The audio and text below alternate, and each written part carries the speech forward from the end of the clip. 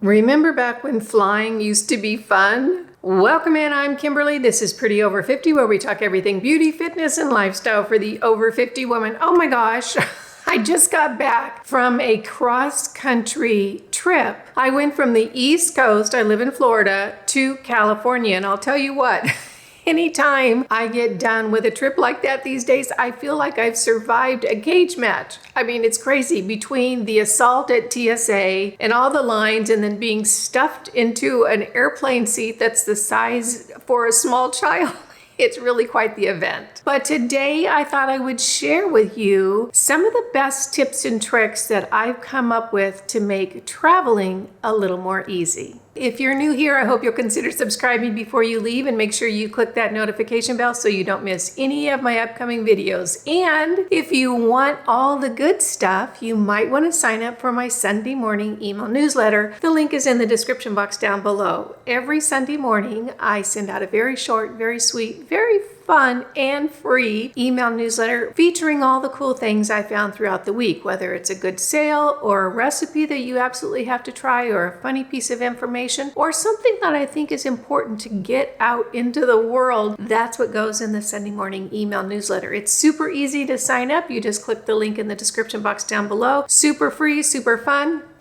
I think you're going to love it.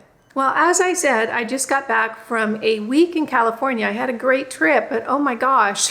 I mean, the trip part was fun. What I did to do was fun, but getting there and back anymore, I don't know why traveling is so much less fun than it used to be. If you have an idea, put it in the comment section down below. I'd really like to find out why it's become such a misery. What I can say is that I have traveled quite a bit. I actually spent a full year outside of the country with just a carry-on suitcase and a backpack. So I have learned a few things over the years on how to pack more lightly, pack more efficiently, and that's what I'm going to be sharing today. As I said, I have always traveled with just a carry-on suitcase, goes up overhead my seat, and a backpack. So this is my suitcase. This has gone with me so many places. We're really, quite close friends at this juncture, and I've really loved it. And you're looking at it saying, Kimberly, that's a purple suitcase. Yes. It is purple. You know why I have a purple suitcase? Because no one else does. I intentionally bought a color that is unique. So if I end up having to check it, they run out of room in the overhead bins. When it comes down the luggage carousel, I know it's mine right away. In addition, if it gets out of my hands and onto a luggage carousel, no one's going to think it's theirs because no one has a purple suitcase and nobody wants a purple suitcase. So that's why mine is purple. Now this is a zippered suitcase and I have not had any trouble with it. However, I am going to be changing it out pretty quickly. I'm going to change this zippered suitcase for one with clasps because my friend Amber, from Instagram, the safety lady, I'll have her Instagram listed down below, did a little video on Instagram showing how easy these are to break into with just a pin. You just jab it into that zippered area and boom, you've got the suitcase open. I'm going to go ahead and look at one that have the different types of closures on them. I don't know which one I'm going to order yet, but I'll go ahead and throw up a picture of one that's like it. So if you want to kind of get an idea, you can look at that picture and then do some shopping. I find that a carry-on suitcase is plenty for me for 7 to 10 days, and I really don't struggle to get everything I need in here. As I said, I traveled for over a year with just a carry-on suitcase and a backpack, so you really can survive with a little bit less. This is my trusty backpack, and again, this has been with me, oh my gosh, for so long. We've traveled together so well. This is from a company called Pack Safe, and I got this before I left on my trip outside of the country. This is a unique backpack because it's an anti theft backpack. What it has that is different is it has wiring in a lot of the connecting areas, so someone can't come up behind you with a knife, cut your straps, and steal your backpack. So this is why it's called a safe backpack. In addition, you can lock all the little zippers together, and then again that wiring comes into play, and it's much harder for someone to break into this. I've traveled with this, oh my gosh, well, when I left the country I had this. I still have it. It's still like brand new. It just hasn't broken down at all. So I will take this as my second carry-on item. You know how you can go onto the plane with your suitcase and one personal item? This is my personal item, and what I do is I simply just take my purse, I shove it inside the backpack before I board the plane, before I go through check-in, you know, that little thing where they check what you got. I put my purse in here, and then I pull my purse back out when I get on the plane because there's things in my purse that I want to get to that's different than my backpack. This is a wonderfully sized backpack. I'll have it listed in the description box down below. I'll have everything that's attainable listed in the description box. What do I keep in my backpack, and why do I take a backpack instead of just a purse? First of all, my computer goes in here. So I'll put my computer in this little pocket right here, as well as my calendar. I prefer a small printed calendar. It just feels better for me than to have it online. So that goes in this little compartment right here. And then inside where I put my purse, I keep a couple of things. The first thing is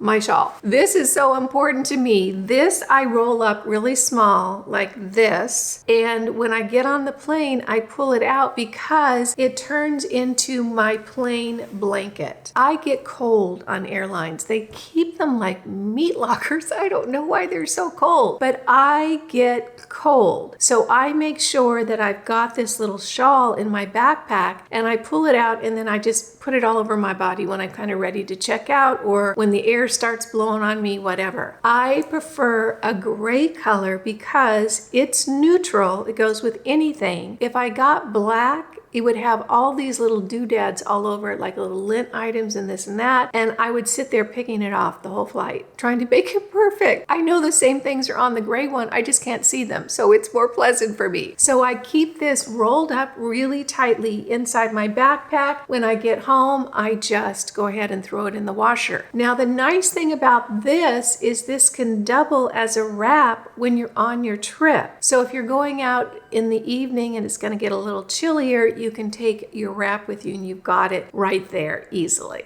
The second thing that's in my backpack is a little blow-up headrest. Now, you've seen people that have the headrests around their necks getting onto flights. I don't necessarily like having something that bulky that I have to manage while I'm traveling. So I have a little blow-up one. This little sucker is good. You blow it up in like 3 puffs.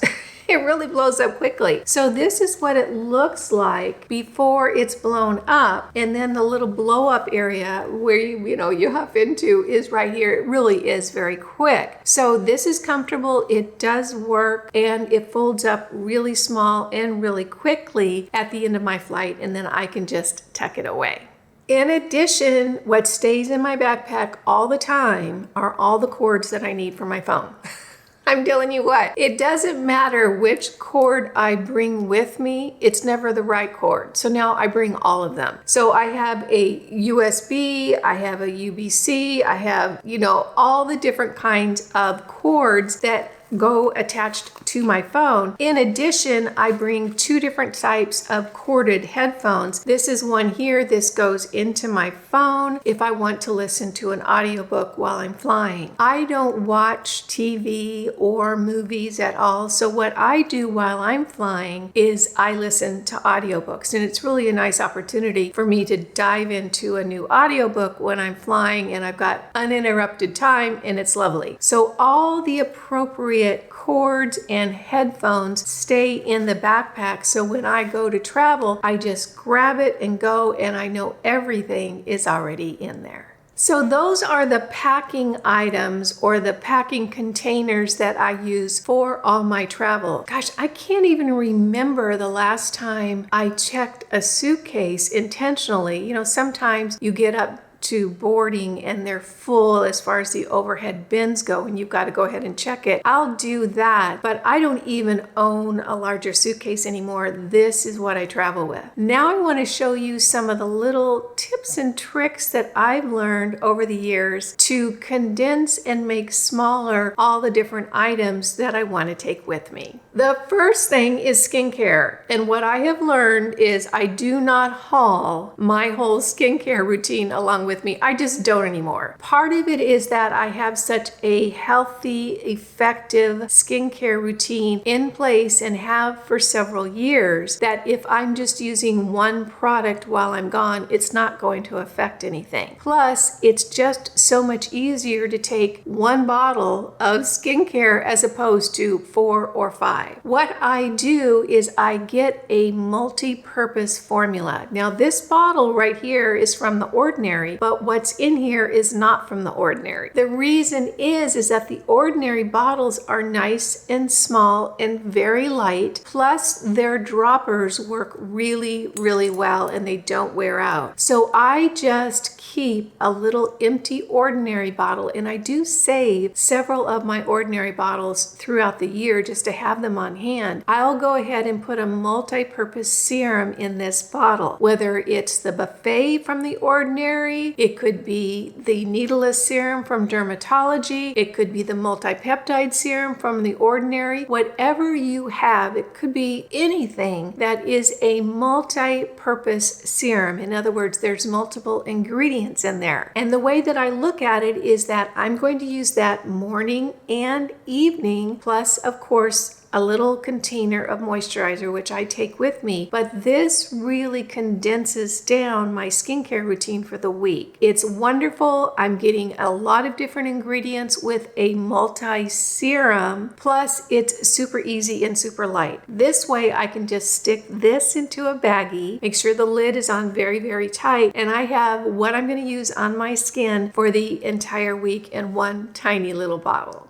The next thing I want to show you is how I manage my hair care products. You know, I have not found a really small set of hair care bottles that I like, that don't leak or whatever. So what I do now is I simply put all my hair care, my shampoo, my conditioner, any styling gel that I'm going to take into little baggies. And then I just identify them like this is S for shampoo. And I'll put enough shampoo. I generally only wash my hair maybe once or twice while I'm traveling. So I'll put enough for the whole trip. And then it's really easy to pull out of my suitcase, take it into the shower with me, and just stick my hands in there and get what I need. Or if it's just going to be a one use or the last use for the trip, I can turn this inside out onto my hand and then just take my hand over my hair and I finish up the product in this little baggie. So I'll do this with my shampoo, with my conditioner, and with my hair gel so that it's light and easy and small, and then super easy to use when the time is right.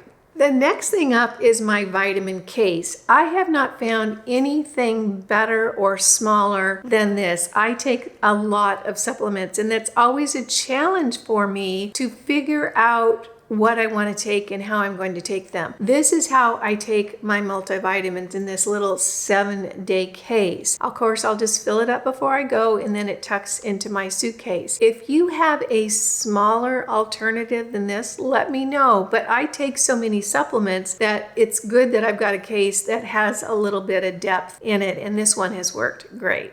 Here's a little tip that I learned just recently. If you jumped on the C60 bandwagon, I'm loving my C60. It is such a powerful supplement, and I'm really enjoying the excess energy, the great energy I'm getting from it. They have their formula in these little gummies. So this last trip trip, I took gummies instead of the liquid. I try not to travel with hardly any liquid. First of all, they hassle you at TSA if you have a lot of liquids. Secondly, I don't want to risk them spilling and me wasting product and get everything in my suitcase a mess. So I really try to keep the liquids down to a minimum. This time I took my C60 in these little gummy formulas. Now, I'm not a fan of gummies at all. I really have never done the whole gummy thing. They just seem like candy to me, and I'm kind of suspicious about the whole motive between making things look like candy. I don't really like it. However, this C60 does come in a gummy, and this is what I took. And I'll tell you what, my energy level was so different. It was even higher than when I take the liquid C60. And when I did a little research, because I couldn't figure out what was going on, when I did a little research, I found that it's the pectin in the gummy formula, you know, that makes it kind of a congealed thing that enhances the absorption of the C60. At least that's one of the resources that I learned from. If you found out something different, put it in the comments section down below. What I'm going to do now is that I'm going to finish up the liquid C60 I have, and moving forward, I'm going to use the gummies because my energy just clicked up another notch, and I suspect it might be because of the absorption from the pectin being in this particular product. The last thing I want to share with you is the alternatives, or at least one of the alternatives that I use when I pack. I don't pack toothpaste anymore. As a matter of fact, I don't use toothpaste anymore. I just use baking soda. So I'll put a little bit of baking soda in a baggie and just take that as my toothpaste. It's wonderful to brush your teeth with. It really is. And I actually make a mouthwash now out of baking soda, tea tree oil, and peppermint oil, and then distilled water. So that's a good alternative if you don't want those kind of creepy chemical-filled mouthwashes that you get in the grocery store. So I will just take baking soda to brush my teeth with. Now, one of the things I want you to be very, very aware of when you're buying baking soda to use in your mouth or to use in food is make sure that you get food grade baking soda. The Arm & Hammer that's in that little yellow box, that has aluminum in it. You don't want aluminum in your system. At least if you don't want Alzheimer's. Don't use the one with aluminum, use food grade. So this says just baking soda, nothing else. There's no aluminum in this formula. So if you're going to be using baking soda to brush your teeth with or to make a mouthwash with, make sure it's food grade baking soda, so you'll stay healthy. Well, those are some of the little tips and tricks that I have to share with you today about how I travel a little bit more comfortably. Now, all we need to do is solve the whole TSA problem and the endless lines and the tiny little seats on the airplane. Let me know if you have some good ideas for that. I hope you found this video fun, useful, and helpful. If you did, go ahead and give it a thumbs up. You guys know it just tickles me when you take a few minutes out of your day to spend it with me. I appreciate that, and I appreciate you. Again, I'm Kimberly. This is Pretty Over 50, where we talk everything beauty, fitness, and lifestyle for the over 50 woman. Make it a great day, and I'll see you in the next video. Bye now.